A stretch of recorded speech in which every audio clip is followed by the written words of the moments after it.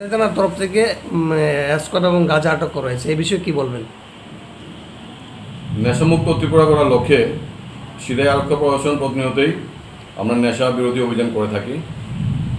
এরই লক্ষ্যে আজকে একটি গোপন খবরের ভিত্তিতে আমরা একটি মারুতি সুজুকি ওয়াগনার গাড়ি আমরা জগৎপুর বাইপাসে আমরা আটক করি এবং ওই গাড়ি থেকে একটি গানি ব্যাগে 10 কেজি শুকনা গাঁজা এবং 50টি এসকাপ সিরাপ এগুলো আমরা উদ্ধার করি এবং গাড়িতে থাকা একটি ব্যক্তিকেও আমরা ডিটেইন করি।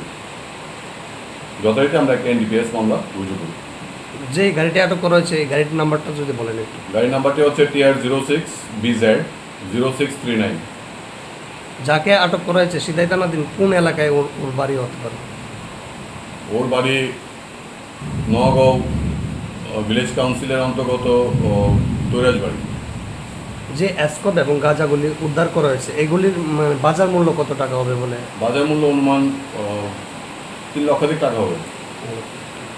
আসামির কি নাম বলবেন না? না, তদন্ত স্বার্থে আমি এখন কিছু বলছি না।